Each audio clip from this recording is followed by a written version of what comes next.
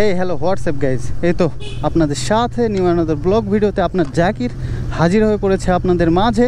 তো আমার কাছে আছে এই যে RTR 2B, এটা আমার একটা বড় ভাইয়ের বাইক। তো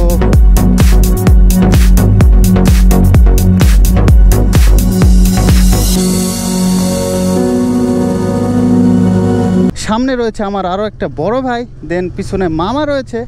তো এই তো আমরা আজকে যাচ্ছি, আপনারা হয়তো বা রাস্তা দেখে বুঝে গেছেন কোথায় যাচ্ছি। হ্যাঁ ইয়েস, আমরা যাচ্ছি আজকে বলিহার রাজবাড়ি। তো বলিহার রাজবাড়ি যাওয়ার প্ল্যানটা আরও অনেক আগের থেকে ছিল, কিন্তু মোল্লাকুড়ি থেকে আমরা রওনা দিয়েছিলাম। দেন 13 মাইল এসে আমাদের বৃষ্টি ধরেছিল। বৃষ্টি ধরার কারণে যে দেখুন সব কিছু ভিজায় গেছে। তো কিছুক্ষণ পর বৃষ্টিটা থেমে গেল, যাওয়ার পরেই তো আমরা আবার রাইড করতেছি।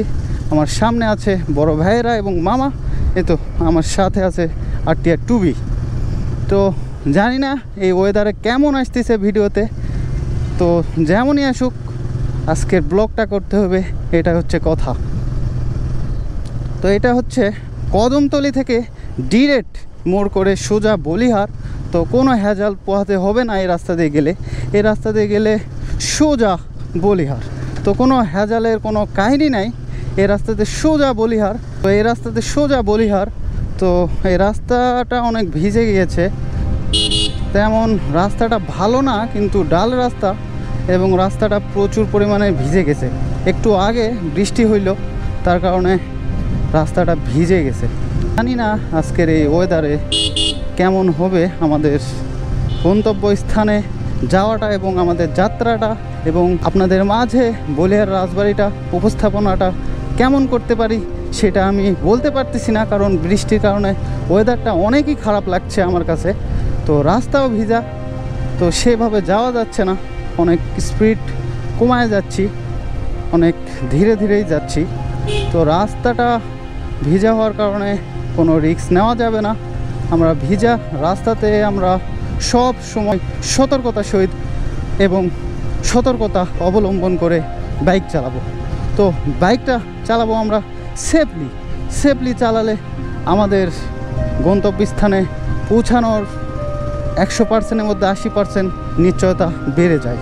আমরা সকলেই বাইক সেফ চালাবো। তো আপনাদের সাথে কথা বলতে বলতে চলে আসলাম এই তো বলিহার ব্রিজ, আর একটু সামনে বলিহার ব্রিজ, এটাই হচ্ছে বলিহার ব্রিজ। বাহ, অনেক সুন্দর বাড়িটা করছে এখানে, একবার ব্রিজের মুখেই বাড়িটা দেখুন, অনেক সুন্দর লাগছে বাড়িটা। তো এই তো বলিহার ব্রিজ এইটা। তো বলিহার এখানে অনেক বড় হাট লাগে এই গ্রামের। তো এই তো এখানে বলিহারের হাট লাগে। তো আমরা চলে আসলাম অলরেডি বলিহারের ভিতরে। তো অলরেডি বলিহারের মধ্যেও আমরা প্রবেশ করে ফেলেছি। এই তো সামনে, একটু সামনে বলিহার। তো এটা বাজার, একটু ধীরে সুস্থে যাওয়াটাই ভালো হবে। সামনে দেখতেছি একটা মাইক্রো, দেখুন এটা ঢুকাই দিছে, দেখতেছে দুইটা বাইকটাও ঢুকাই দিছে। তো এই তো বলিহার, এটা হচ্ছে বলিহার বাজার। তো আমরা এই পাশে মোড় করব বলিহারের দিকে। তো বৃষ্টির অবস্থা খারাপ রাস্তার। এই তো বলিহার, এই তো বলিহার চলে আসলাম। এটা হচ্ছে বলিহার। জানি না বৃষ্টির কারণে কেমন দেখা যাচ্ছে, বৃষ্টির কারণে ওয়েদারটা খারাপ, তবুও কেমন দেখা যাচ্ছে জানি না। এই তো অবশেষে বলিহারের দিকে, ইয়েস বলিহারে প্রবেশ করে ফেললাম। তো রাস্তাটা দেখুন, রাস্তার কি বেহাল দশা, ভিতরে যাওয়া যাবে কি না সেটাই ভাবতেছি। পিচ্চিরা স্কুল থেকে যাচ্ছে হয়তো বা, কোথায় যাচ্ছে, এদিক দিয়ে যেতে হবে আমাদের। তো রাস্তার বেহাল দশা ভাই এখানে। আমি পিছনে পেলেও আছে, তো এটা নিয়ে ভয় লাগতেছে। চাকাটা অনেক চিকন আমার গাড়ির তুলনায়, চাকাটা অনেক চিকন আমার গাড়ির তুলনায়। তো এই তো বলিহার, এই তো আমাদের গন্তব্যস্থান। এই তো আমরা পৌঁছায় গেলাম বলিহার। আপনাদের মাঝে বলিহার রাজবাড়িটা যতদূর সম্ভব এক্সপ্লোর করব এবং আপনাদের মাঝে তুলে ধরব, সাথেই থাকি। চলুন বলিহার রাজবাড়ির একদিনের ভ্রমণ অভিজ্ঞতা আপনাদের সাথে শেয়ার করা যাক। বাইকে করে পৌঁছে গেলাম বলিহার রাজবাড়ির মেইন গেটে। গেটে দাঁড়িয়ে গেটের স্থাপত্যশীল দেখে মুগ্ধ না হয়ে উপায় নেই। তখনই আমরা গেটের সৌন্দর্য ক্যামেরা বন্দি করতে লাগলাম।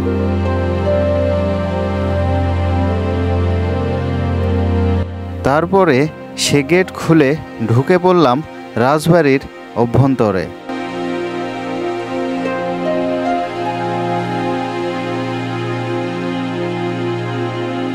প্রবেশ করেই চোখে পড়ল বিশাল এক পুরাতন ভবন। তার পাশে রয়েছে একখণ্ড মাঠ, যেটি হয়তো কোনো এক সময় রাজাদের অতিথি নিবাস ছিল।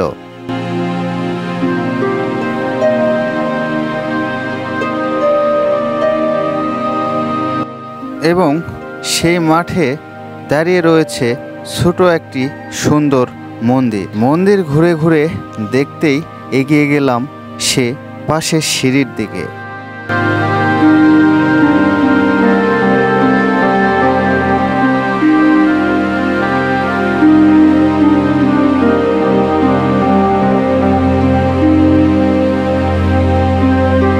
আমরা সিঁড়ি বেয়ে উপরে উঠে 4-5টা চোখ বুলিয়ে নিলাম।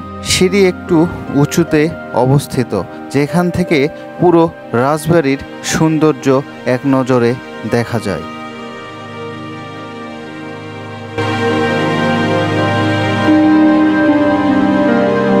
এরপরে আবার নিচে নেমে পড়লাম এবং মন্দির পাশ কাটিয়ে গেলাম সেই রহস্যময় গুপ্তধনীয় প্রাসাদে।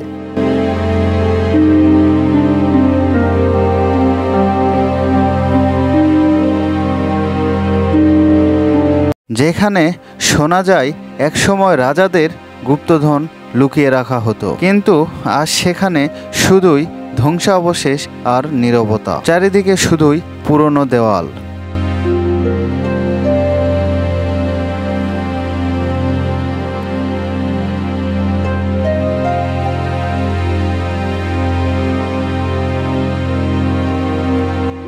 আর তার মাঝে দেখা মিলল সরকারের নিযুক্ত 2 জন কর্মচারী, যারা ওই ঐতিহাসিক স্থাপনাটি সংরক্ষণে নিয়োজিত রয়েছে, যেটি সত্যি রাজকীয় এক স্মৃতি বহন করে। চোখের সামনে বাগান, পুরনো স্থাপত্য আর রাজকীয় পরিবেশ, পুরোটা ঘুরে এক অদ্ভুত ইতিহাস এবং গৌরবের ছোঁয়া অনুভব করলাম। যেন সময়ের চাকা ঘুরে রাজাদের সেই সোনালী যুগে পৌঁছে গিয়েছি।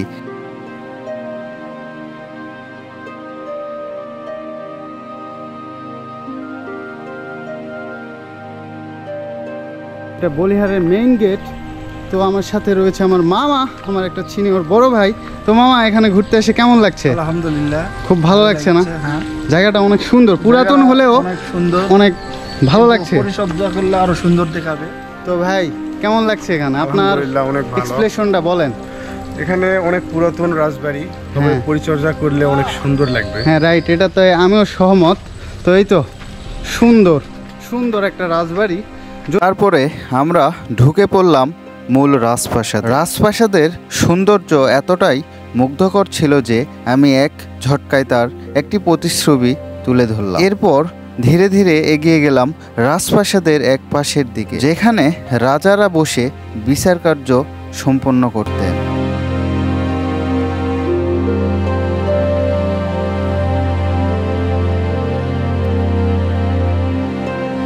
সেই অংশটা পার হয়ে আমি ঢুকে পড়লাম আরো গভীরে। দেখি রাজপ্রাসাদের পাশেই যেন ঘন বন জঙ্গল, ঠিক যেন একটা প্রাকৃতিক তরণ্য আগলে রেখেছে সেই রাজকীয় স্থাপনাটিকে, এবং চারিপাশে গাছপালা রাজপ্রাসাদকে ঘিরে রেখেছে এক রহস্যময় পরিবেশে।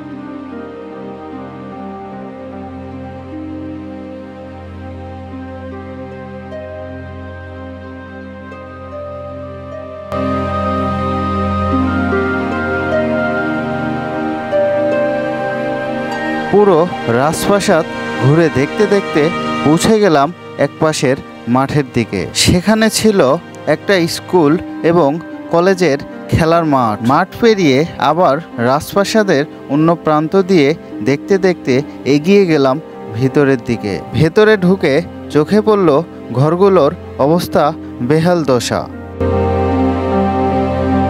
সে ঘরগুলো যে কোনো সময় ধসে পড়ার আকাঙ্ক্ষা রাখে এবং ঘরগুলো ছিল বিশাল বড়। প্রতিটি ঘরে ছিল 3টা করে দরজা এবং 3টা করে জানালা এবং প্রতিটা রুমেই যেন প্রাচীন ইতিহাস লুকিয়ে রয়েছে। ভেতরের দিক দিয়ে আমরা যতই এগোচ্ছি রাজপ্রাসাদের আসল রূপ ততই ফুটে উঠছে। জানিয়ে রাখি 2023 সাল পর্যন্ত এই সিঁড়ি দিয়ে উপরে ওঠার সুযোগ ছিল, কিন্তু এই রাজপ্রাসাদের দিন দিন বেহাল দশা এবং অনিরাপত্তায় থাকার কারণে সেখানে সরকার অনুমোদন বন্ধ করে দিয়েছে উপরে ওঠার। এই ছিল আমার দেখা বলিহার রাজপ্রাসাদের কিছু দৃশ্য, ইতিহাস, সৌন্দর্য, ধ্বংস অবশেষ, ঐতিহ্য এক অন্যান্য মিশ্রণ। বলিহার রাজবাড়ি বাংলাদেশের নওগাঁ জেলা মহাদেবপুর উপজেলায় অবস্থিত। এটি বলিহার ইউনিয়নের রাজবাড়ি গ্রামে অবস্থান করছে।